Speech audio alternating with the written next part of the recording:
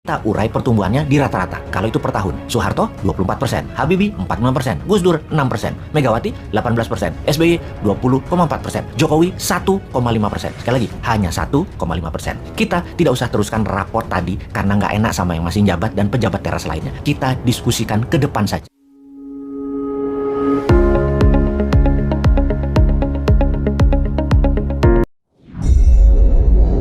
Membaca data 6 presiden hingga yang kini menjabat secara ekonomi ada hal yang menarik. Ada 3 data yang coba kita bandingkan. Sahabat, tujuan informasi kali ini segaris lurus dengan informasi-informasi sebelum ini, di mana 3 presiden terakhir terbukti tidak bisa membawa Indonesia menjadi negara superpower. Lalu ada 10 nama calon yang saat ini ada di berbagai media dan lembaga survei, di mana mereka mau menjadi pemimpin 280 juta bangsa Indonesia nantinya. Pertanyaannya, siapa yang akan membuat Indonesia di tahun 2045 Indonesia bisa menjadi negara superpower? Kalau dari yang 10 nama tadi, ternyata semuanya adalah terpengaruh 3 pemerintahan terakhir mindset bernegaranya. Akankah kita memilih satu di antara 10 itu atau kita cari yang lain? Atau kalaupun mereka tidak terpengaruh, kita tanya, mana konsepnya ketika nanti menjabat? Mana rencana besar atau grand plan-nya untuk membuat Indonesia menjadi negara superpower 21 tahun ketika dirinya menjabat? Oke, kembali ke prestasi 6 presiden termasuk yang terkini. Kita bahas indeks Gini terlebih dahulu, yang kalau di bahasa sederhananya adalah bagaimana kemakmuran didistribusikan dengan mengukur jarak antara the have, orang kaya, dengan the poorest, atau orang miskin. Gini rasio, kalau 0 artinya sempurna kekayaan terdistribusi, kalau 1 artinya sempurna ketidakmerataannya. Jadi semakin mendekati ke 0 semakin sempurna cara kelola negaranya. Semakin ke arah 1 adalah semakin kaya oligarkinya. 0,41 adalah indeks Gininya SBY, 0,39 adalah Pak Jokowi, 0,33 di zaman Ibu Mega, 0,31 di zaman Soeharto, Habibie, dan Gus Dur. Kemudian ada yang namanya fiscal space yang kita sederhanakan pemahamannya. Kalau di perusahaan itu ada istilah free cash flow. Semakin banyak free cash, semakin banyak space-nya, semakin longgar, bisa banyak geraknya. Biasanya diartikan dengan kemampuan mengumpulkan pendapatan negara termasuk unsur pajak di sana. Jadi kalau tumbuh, maka fiskal negara yang berbasis pajak semakin banyak uangnya. Zaman Pak Harto bertumbuh 62%, Habibie 36%,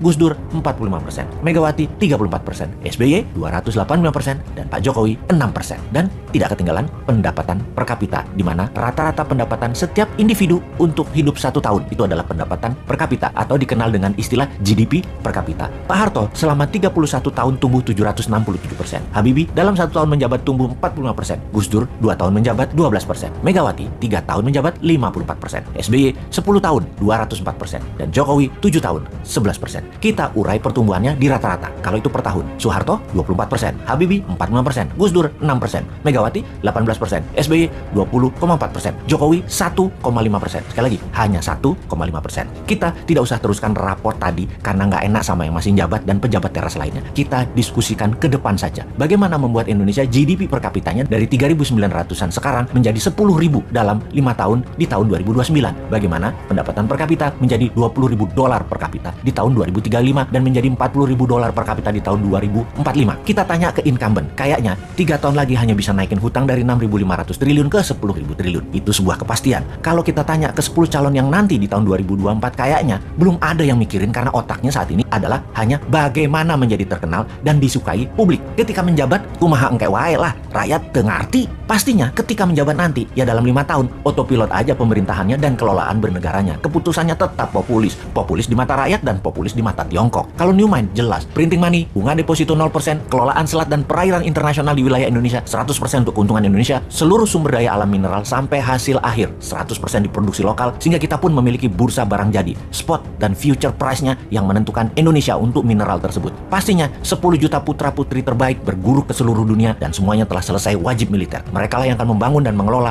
domestic direct investment dengan printing money di kawasan ekonomi khusus. Mau ditiru konsepnya, wahai para calon, atau punya konsep lain? Ditunggu loh.